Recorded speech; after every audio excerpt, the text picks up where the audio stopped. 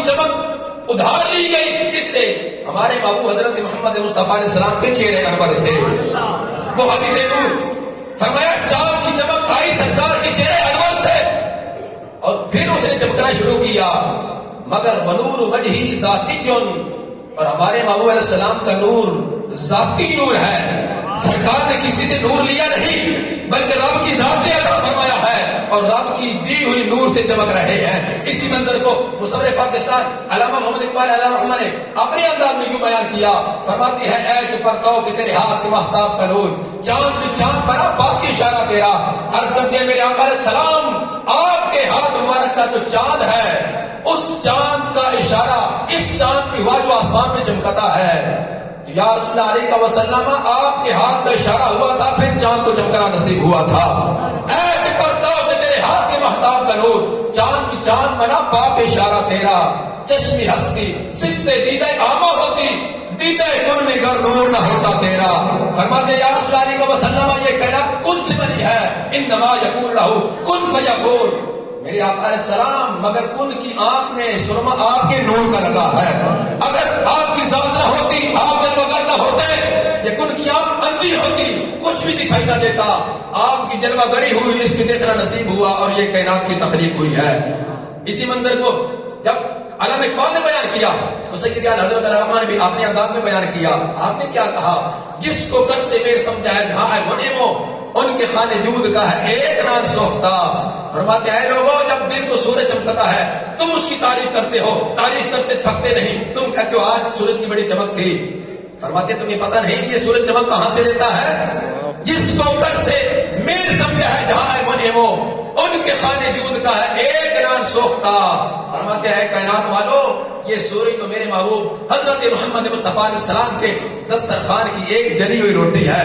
تو جس محبوب علیہ السلام کی دسترخوان کی جلی ہوئی روٹی کا یہ عالم کہ پوری جہان کا اس روٹی پر گزارا ہوتا ہے، تو اس محبوب علیہ السلام کے دسترخوان کی اچھی بڑی روٹی کا عالم کیا ہوگا. فرماتے ہیں بلکہ انگشت نبی چمکی تھی ایک بار، آج تک ایسی نے ماہ میں نشان سوختہ.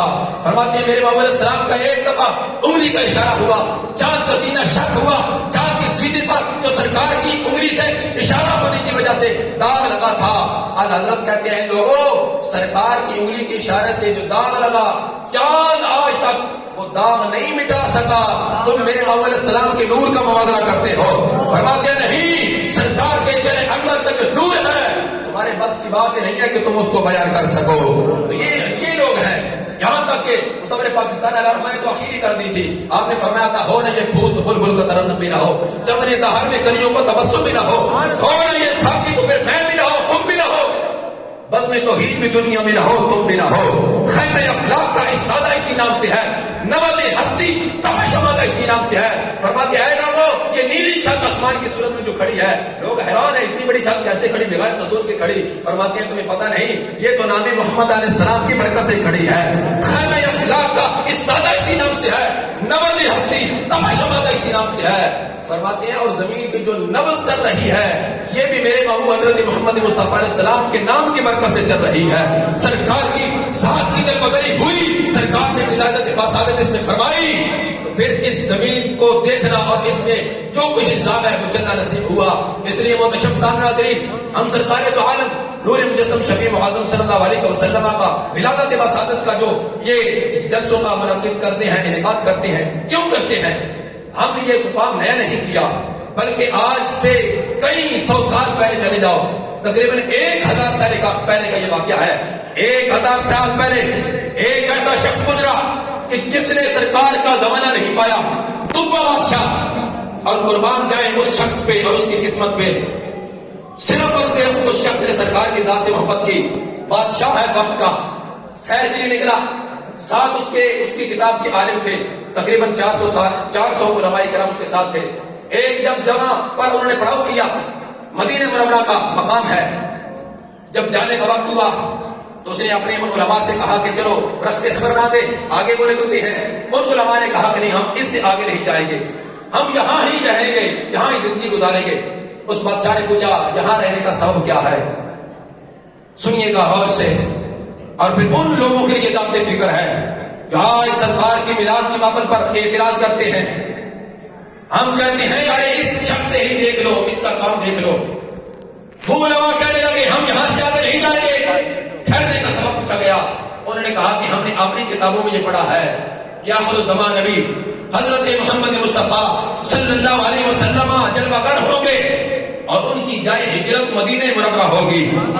مکہ مکرمہ سے ہجرت کریں گے, مدینہ منورہ تشریف لائیں گے, اور ہم یہ چاہتے ہیں کہ ہم یہاں ہی ان کا انتظار کریں گے. ان کی جلوہ گری ہوگی, ہم ان کی زیارت کریں گے اور ان کے دامنے کرم کے ساتھ وابستہ ہو جائیں گے. وہ بادشاہ کہنے لگا کہ اگر تمہیں یہ پڑھ رکھا ہے اور اگر تمہارے اندر یہ شوق جلتا ہے پھر میں بھی تمہارے ساتھ یہاں ہی رکوں گا. وہ بھی یہاں ہی رک گیا. سرکار کی ولادت سے 1000 سال پہلے مدینہ منورہ کی سرزمین پہ تبا بادشاہ سرکار کی آمد کا انتظار کر رہا ہے. پھر اس بادشاہ نے ان 400 علماء کرام کے لیے گھر تیار کروائے, ان کی شادیاں کروائی, ان کے خرچات برداشت کیے. پھر جب اس کا وقت کے مثال قریب آیا اس نے ایک وصیت نامہ لکھا اور ان علماء میں سے جو وہ تمام شخص تھا, عالم تھا, اس کو اپنا وصیت نامہ دے دیا اور کہا کہ یہ میرا وصیت نامہ اور میری محبت جو سرکار کی ذات کے ساتھ میں نے پیش کی ہے, یہ تو نے اگر تیرے ہوتے ہوئے وہ محمد السلام جلوہ گر ہو جائے تو پھر یہ میرا پیغام میری محبت ان تک پہنچا دینا.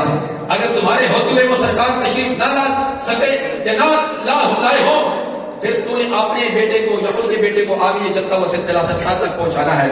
حال مختصر میرے محمد السلام جب مدینہ منورہ جلوہ گر ہوئے تو وہ تبا بادشاہ اس کی محبت بڑا وہ پیغام سرکار کی خدمت میں لایا گیا. جو ہی سرکار کی خدمت میں لایا گیا, جو شخص لانے والا تھا اس کو نہیں پتا تھا کہ وہ ماہ مدینہ کہاں ہے, کون ہے, مگر جب اس نے دیکھا صحابہ کے جھرمٹ میں میرے محمد السلام جلوہ فرما ہے, سرکار دو عالم نور مجسم شفیع معظم جلوہ گر ہے. جب سرکار کی خدمت میں تبا بادشاہ کا خط لایا گیا, ابھی تک کھولا بھی نہیں تھا اور آنے والے نے ابھی تک بتایا بھی نہیں تھا میں کیوں آیا ہوں. میرے محمد السلام نے پہلے بتا دیا تھا کیا تم تبا بادشاہ کا خط لائے ہو, کیا تمہارا نام یہ ہے؟ ارے وہ حیران کہ میں نے اس سے پہلے سرکار کو دیکھا نہ میری ملاقات ہوئی, یہ جانتے کیسے ہیں؟ سرکار نے فرمایا میں یہ بھی جانتا ہوں کہ اس تبا بادشاہ نے کیا کہا ہے اور میں یہ بھی جانتا ہوں کہ تیرے خط میں جو اس نے لکھا ہے وہ کیا لکھا ہے. پھر میرے محمد السلام نے فرمایا وہ خط پڑھو. خط پڑھا گیا. میرے محمد السلام مسکرائے تھے اور پھر فرمایا تھا کہ اس تبا بادشاہ کے بارے میں سرکار نے فرمایا تھا کہ اس تبا بھائی کو برا بلا نہ کہو, یہ میرا غلام ہے, میرا امتی ہے. اس میں انہوں نے یہ اظہار کیا تھا کہ میرا جو کلمہ ہے وہ قبول کرنا, میں آپ کا امتی ہوں, میں آپ کا غلام ہوں. ارے 1000 سال پہلے سرکار کی ولادت سے جو شخص آئے سرکار کی آمد کا انتظار کرے, سرکار اس کی محبت کو قبول فرما لے. یعنی آج سے 1450 سال یا 1500 سال پہلے سرکار جلوہ گر ہوئے, اس سے 1000 سال پہلے 2500 سال پہلے ایک شخص سرکار کا میلاد منا رہا تھا اور سرکار نے اس کے میلاد کو قبول بھی کیا اور ہم پر اعتراض کیا آپ تو ایسا کرتے ہیں. نہیں, جس نے بھی, میں نے پہلے کہا کہ مجدد پاک نے مکتوبات شریف میں لکھا ہے کہ ابو جہل پکا جہنمی, کٹر قسم کا جہنمی ہے. کیوں؟ کہ اس لیے کہ جب بھی سرکار کی ذات کو دیکھتا پھر اپنے آپ کو دیکھتا, اس کے سامنے وہ بشریت کا پردہ حائل ہو گیا. سرکار کی ذات کو اور عظمت و شان کو اس نے عقل کے ترازو پر رکھ کر تولنا چاہا, اسلام قبول نہ کر سکا. مگر حضور شیر محمد شرف پوری علیہ رحمہ نے سرکار کو دیکھا نہیں. یہ بھی شخص صحابیت نصیب نہیں ہوا, اگرچہ دیدار سرکار نے کئی دفعہ کروایا مگر اس کے باوجود پکی جنتی. کیوں؟ اس لیے کہ جب بھی سرکار کی عظمت و شان کو انہوں نے سمجھا ہے تو عقل کی ترازو پہ رکھ کے نہیں بلکہ سینہ کھول کے سرکار کی شان کو سمجھا ہے. میں اپنے گفتگو ختم کر رہا ہوں. سید اعلی حضرت امام اہل سنت مجددین ملت شاہ امام احمد رضا فاضل بریلوی علیہ رحمہ کے انہی اشعار کے ساتھ مگر اس کے قبل میں اپنا ایک پیغام بھی دینا چاہتا ہوں. ہم الحمدللہ اہل سنت و جماعت ہیں. ہمارے عقائد و نظریات, مسلمات, معتقدات ہمارے بزرگوں سے چلے آ رہے ہیں اور آج کے فتنوں کی دور اور مادہ پرستی کے دور میں فکر مجدد الاتصالی کو عام کرنے کی ضرورت ہے. مکتوبات شریف کو گھر گھر میں درس دینے کی ضرورت ہے. صحابہ کرام علیہ رضوان کا مقام ہو یا اہل بیت اطہار رضوان اللہ علیہ کی مقدس رسول کا مقام ہو, ہمارے مجدد پاک نے ہمیں سمجھایا ہے اور ایک ترازو دیا ہے اور اس کے مطابق کہا ہے ایک درکار ہے کہ اس کے مطابق زندگی گزارو. اگر اس سے آگے بڑھیں گے یا پیچھے ہوں گے تو ہم گمراہ ہو جائیں گے, بھٹک جائیں گے. ہمارے سامنے ہمارے بزرگوں کی یہ تعلیمات ہیں, ہم نے ان کو فالو کرنا ہے, ہم نے ان پر عمل کرنا ہے. ہم نے کسی ارے غیرے کی بات کو نہیں ماننا کہ میرا تخیل یہ کہتا ہے, میری فکر یہ کہتی ہے. ہم کہتے ہیں تم اپنی فکر پاس رکھو, ہم اپنوں کی فکر کو اپنائیں گے. مجدد پاک کی فکر, مجدد پاک نے مکتوبات شریف میں لکھا کہ سرکار دو عالم نور مجسم شفیع اعظم صلی اللہ علیہ وسلم کے صحابہ کرام علیہ رضوان کے مقام کے لحاظ سے آپ نے فرمایا تھا کہ سرکار کے وہ صحابہ کہ جس نے جاگتی آنکھوں سے ایک گھڑی ایک لمحہ سرکار کی ذات کو دیکھ لیا, ارے بعد میں آنے والے غوث قطب ابدال جتنے بھی ہیں ساری زندگی کی نیکیاں, یہاں تک کہ آپ نے کہا کہ حضرت اویس کرنی رضی اللہ تعالی عنہ کی ساری زندگی کی نیکیاں اگر ترازو کے ایک پلڑے میں رکھ دی جائے اور اس صحابی کی ایک لمحے کی وہ نیکی جو سرکار کی زیارت انہوں نے کی ہے وہ ترازو کے دوسرے پلڑے میں رکھ دی جائے, فرماتے ہیں کہ حضرت اویس کرنی رضی اللہ عنہ کی ساری زندگی کی نیکیاں اس ایک نیکی کا مقابلہ نہیں کر سکتی. یہ مجدد پاک لکھ رہے, مکتوبات شریف میں موجود ہے. اس لیے ہمارے پاس یہ تعلیمات موجود ہیں. اور پھر ایک کتاب ہے جس کا نام ہے تمہید ابی شکور السالمی. یہ کتاب لکھنے والے حضرت سیدنا داتا نجبخش علی علیہ الرحمہ کے ہم اصل یہ بزرگ گزرے ہیں, اور یہ وہ کتاب ہے جس کا درس مجدد پاک اپنے مریدوں کو دیا کرتے تھے. ذرا اندازہ لگاؤ, آج ہم مجدد پاک کے جو مکتوبات شریف ہیں وہ پڑھتے ہیں اور پڑھنے کے لیے ہم تڑپتے ہیں, مگر ذرا اندازہ تو لگاؤ کہ مجدد پاک جن کی کتاب کا درس دیتے تھے وہ بزرگ کتنی بڑی ہستی ہوگی. تمہید ابی شکور السالمی انہوں نے اس میں لکھا ہے, فرماتے قالت الروافد ان العالم لا يكون خاليا عن النبي قط. ہمارے نبی حضرت محمد مصطفیٰ علیہ السلام سب سے آخری نبی ہے. ایسے ہی نہ سارے بولیے گا, سب سے آخری نبی, ختم کرنے لگا, سب سے آخری نبی ہے. قیامت تک کوئی نبی نہیں آئے گا, قیامت تک کوئی نبی نہیں آئے گا. ہمارے نبی حضرت محمد مصطفیٰ علیہ السلام قیامت تک نبی ہیں. تو تمہید ابی شکور السالمی میں لکھا ہے کچھ لوگ وہ لوگ ہیں کہ جن کا یہ نظریہ ہے کہ سرکار کے بعد قیامت تک ایک نہ ایک نبی ہر وقت زمین میں موجود رہتا ہے. معاذ اللہ. قالت الروافد ان العالم لا يكون خاليا عن النبي قط.